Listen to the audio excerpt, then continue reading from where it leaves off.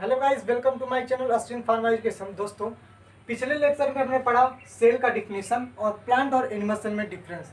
आज का जो हमारा टॉपिक है दोस्तों वो है टाइप्स ऑफ सेल। सेल जो हमारे होते हैं दोस्तों वह दो प्रकार के होते हैं, जिसमें पहला है प्रोकैरियोटिक सेल और दूसरा है यूकैरियोटिक सेल। सबसे पहले जान लेते हैं प्रोकैरियोटिक क्या होता है। प्रो का मतलब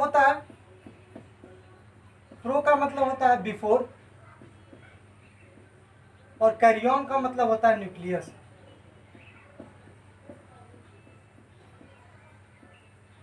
मतलब ऐसा न्यूक्लियस जो फुली डेवलप न हो, यानी कि बहुत पहले का या बहुत पुराना न्यूक्लियस हो, उसे प्रोकैरियोटिक सेल की कैटेगरी में रखते हैं। यू का मतलब होता है मॉडर्न। यू का मतलब मॉडर्न, कैरियन का मतलब न्यूक्लियस।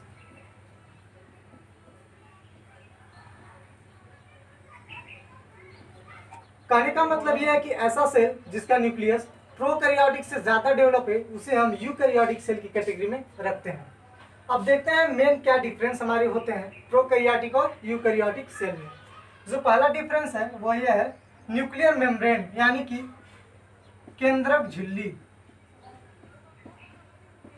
केंद्रक झिल्ली प्रोकैरियोटिक में हमारी न्यूक्लियर मेम्ब्रेन एब्सेंट होती है, जबकि यूकैरियोटिक में न्यूक्लियर मेम्ब्रेन प्रेजेंट होती है।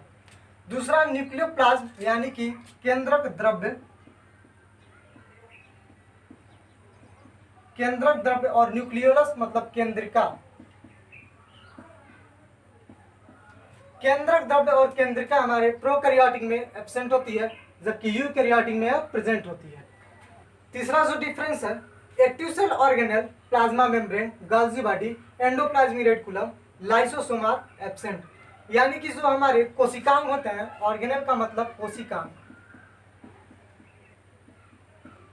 जो हमारे एक्टिव कोशिकांग जैसे प्लाज्मा मेम्ब्रेन हो गया, गोल्गी बॉडी, एंडोप्लाज्मिक रेटिकुलम और लाइसोसोम हमारे प्रोकैरियोटिक सेल में एब्सेंट होते हैं, जबकि यूकैरियोटिक सेल में यह प्रेजेंट होते हैं। राइबोसोम 70S टाइप, इसका मतलब यह है कि जो हमारे प्रोकैरियोटिक सेल होते हैं उसमें जो राइबोसोम होता है वह 70S का टाइप होता है, जबकि यूकैरियोटिक में 80S और 70S दोनों पाए जाते हैं। जो हमारे प्रोकैरियोटिक सेल होते हैं, नेक्स्ट जो है दोस्तों वह है DNA is circular double stranded without histone protein. इसका मतलब यह है कि जो हमारा प्रोकैरियोटिक का डीएनए होता है वह सर्कुलर होता है, डबल स्ट्रैंडेड यानी कि उसमें दो स्ट्रैंड होंगे, और विदाउट हिस्टोन प्रोटीन यानी कि हिस्टोन प्रोटीन इसमें एब्सेंट होगा। हिस्टोन प्रोटीन जो होता है वह न्यूक्लियस में प्रेजेंट होता है, जो कि प्रोकैरियोटिक में एब्सेंट होता है। इसमें लिखा है DNA is linear double stranded with histone protein. इसमें जो हमारा होता है डीएनए लीनियर होता है, डबल स्ट्रैंडेड होता है और हिस्टोन प्रोटीन इसमें प्रेजेंट होती है।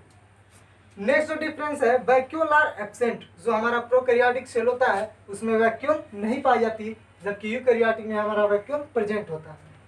सेल डिवीजन माइटोसिस और मियोसिस एब्सेंट होता है। हमारा प्रोकैरियोटिक में जो माइटोसिस यानी कि समसूत्री विभाजन,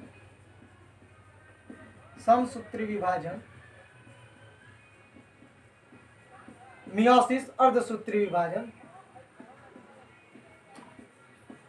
प्रोकैरियोटिक में एब्सेंट होता है, जबकि यूकैरियोटिक में सेल डिवीजन हमारे प्रेजेंट होते हैं।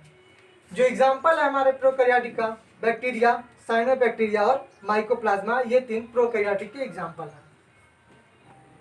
नेक्स्ट टॉपिक हमारा जो वह है पार्ट्स ऑफ मैच्योर सेल। मतलब मैच्योर सेल में कौन कौन से पार्ट्स होते हैं। तो मेनली जो मैच्योर सेल में होते हैं वह तीन पार्ट होते हैं दोस्तों। जो सबसे पहला है वह प्रोटोप्लाज्म यानी कि जीव द्रव्य, दूसरा है वैक्यूल यानी कि रिक्तिका, तीसरा है सेल वॉल कोशिका झिल्ली,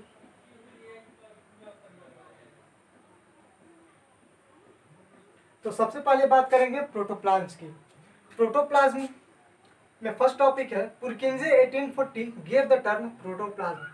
प्रोटोप्लाज्म जो नाम है वो पुरकिंजे के द्वारा 1840 में दिया गया था। Huxley stated that protoplasm is the physical basis of life. Huxley ने कहा था कि प्रोटोप्लाज्म जो होता है यानी कि जीव द्रव्य जो होता है फिजिकल बेसिस होता है हमारे जीवन का।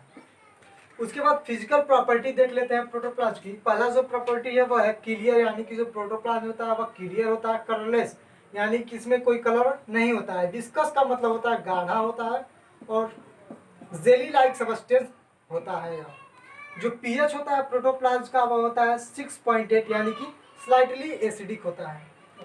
कंटेन 99% वाटर, इसका मतलब है प्रोटोप्लाज्म में 99% जो होता है वो पानी होता है।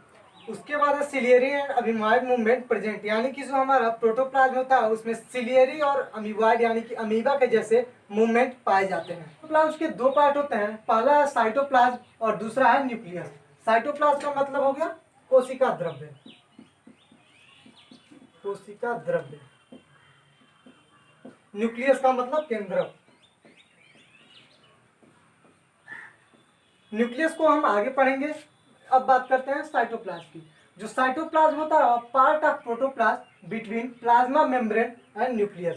जो हमारा साइटोप्लाज्म होता है वो भी प्रोटोप्लाज्म का ही पार्ट होता है, जो कि प्रेजेंट होता है प्लाज्मा मेम्ब्रेन और न्यूक्लियस के बीच में साइटोप्लाज्म पाए जाते हैं। अब बात करते हैं प्लाज्मा मेम्ब्रेन की। जो Pfeffer give the term plasma membrane, जो प्लाज्मा मेम्ब्रेन टर्म है उसे पेपर ने दिया था। Nageli and Cramer give the term cell membrane, Nageli और क्रैमर ने सेल मेम्ब्रेन का नाम दिया था। अब बात करते हैं unit membrane model plasma membrane का, प्रपोज्ड बाय रॉबर्टसन। जो यूनिट मेम्ब्रेन मॉडल था वह रॉबर्टसन के द्वारा दिया गया था।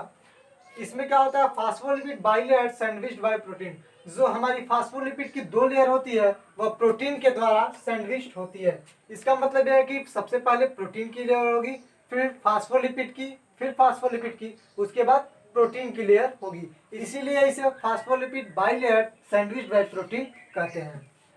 दूसरा जो हमारा कुछ काम है दोस्तों वह है गाल्जी बॉडी, जिसे गाल्जी कॉम्प्लेक्स, डिक्टियोसोम या traffic police of the cell के नाम से भी जानते हैं। Discovered by Camillo Golgi from cytoplasm nerve cell of owl and cats. जो गाल्जी बॉडी की खोज थी वह कैमिलो गाल्जी के द्वारा की गई थी। आउल और कैट के नर्व सेल के साइटोप्लाज्म से की गई थी। Absent in mature RBC, sperm, eggs and prokaryotic cell. जो हमारा गाल्जी बॉडी होता है वह मैच्योर आरबीसी, स्पर्म में और प्रोकैरियोटिक सेल में एब्सेंट होता है। Arises from smooth endoplasmic reticulum. जो गाल्जी बॉडी होती है वह स्मूथ एंडोप्लाज्मिक रेटिकुलम से एराइज होती है। अब बात करते हैं गाल्जी बॉडी के स्ट्रक्चर की।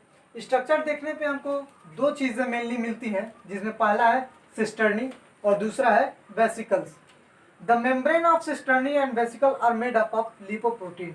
जो मेम्ब्रेन होती है सिस्टर्नी और वेसिकल्स की वह लिपोप्रोटीन की बनी होती है। अब बात करते हैं फंक्शन की। जो पहला फंक्शन है synthesis of cell plate and cell wall. Golgi body के द्वारा ही सेल प्लेट और सेल वॉल का फॉर्मेशन किया जाता है। मेनली जो वेसिकल्स के होती हैं उनके द्वारा सेल प्लेट का फॉर्मेशन किया जाता है। दूसरा फंक्शन है help in acrosome formation. Acrosome जो होता है वो इंटीरियर एंड ऑफ स्पर्म होता है, जो कि गाल्जी बॉडी के द्वारा फॉर्म किया जाता है। तीसरा जो फंक्शन है दोस्तों वह है modified and transport material which receive from smooth endoplasmic reticulum. जो स्मूथ एंडोप्लाज्मिक रेटिकुलम से मटेरियल रिसीव होते हैं गाल्जी बॉडी उनको मॉडिफाई और ट्रांसपोर्ट करके पैकेट के फॉर्म में स्टोर करने का काम करता है। इसीलिए इसको traffic police of the cell के नाम से भी जानते हैं। नेक्स्ट जो हमारा टॉपिक है दोस्तों वह है एंडोप्लाज्मिक रेटिकुलम। पोर्टर एंड इसको worker discovered endoplasmic reticulum found in eukaryotic cell. जो एंडोप्लाज्मिक रेटिकुलम की खोज की थी वह पोर्टर और उनके साथ काम करने वाले कुछ वर्कर थे, उन्होंने की थी। और यह एंडोप्लाज्मिक रेटिकुलम की खोज यूकैरियोटिक सेल में की गई थी। Absent in RBC and prokaryotic cell. जाहिर सी बात है जब एंडोप्लाज्मिक रेटिकुलम की खोज यूकैरियोटिक सेल में की गई थी तो यह प्रोकैरियोटिक में एब्सेंट होंगे और आरबीसी में भी एब्सेंट होंगे। अब टाइप्स की बात करते हैं। एंडोप्लाज्मिक रेटिकुलम हमारे दो प्रकार के होते हैं, रफ एंडोप्लाज्मिक रेटिकुलम है, स्मूथ एंडोप्लाज्मिक रेटिकुलम। जो रफ एंडोप्लाज्मिक रेटिकुलम होते हैं उसमें राइबोसोम जो होता है हमारा प्रेजेंट होता है, इसीलिए इसे ग्रेनुलर एंडोप्लाज्मिक रेटिकुलम भी कहा जाता है। जो हमारे स्मूथ एंडोप्लाज्मिक रेटिकुलम होते हैं उनको एग्रेनुलर कहा जाता है क्योंकि इसमें राइबोसोम एब्सेंट होते हैं। अब स्ट्रक्चर की बात करते हैं। जब एंडोप्लाज्मिक रेटिकुलम का स्ट्रक्चर देखते हैं तो हमें तीन संरचनाएं बहुत ज्यादा देखने को मिलती हैं, जिसमें पहला है सिस्टर्नी, दूसरा है ट्यूब्यूल्स, तीसरा है वेसिकल्स। अब बात करते हैं फंक्शन की। पहला जो फंक्शन है provide mechanical support to the cytoplasm. जो हमारा एंडोप्लाज्मिक रेटिकुलम होता है वह साइटोप्लाज्म को मैकेनिकल सपोर्ट प्रोवाइड कराता है। दूसरा है rough endoplasmic reticulum help in protein synthesis. जो हमारे एंडोप्लाज्मिक रेटिकुलम होते हैं वो मेनली प्रोटीन सिंथेसिस में ही इन्वॉल्व होते हैं और रफ एंडोप्लाज्मिक रेटिकुलम के द्वारा ही प्रोटीन सिंथेसिस का फॉर्मेशन होता है। तीसरा है smooth endoplasmic reticulum detoxification of toxic material. जो हमारे स्मूथ एंडोप्लाज्मिक रेटिकुलम होते हैं वह टॉक्सिक मटेरियल को डिटॉक्सिफाई करने का काम करते हैं। नेक्स्ट है जो रफ एंडोप्लाज्मिक रेटिकुलम होता है मेड अप ऑफ सिस्टर्नी। जो हमारी सिस्टर्नी होती है वह मेनली रफ एंडोप्लाज्मिक रेटिकुलम से मिलकर बनी होती है और जो हमारे ट्यूबल्स और वेसिकल्स होती हैं वह स्मूथ एंडोप्लाज्मिक रेटिकुलम से मिलकर बनी होती हैं।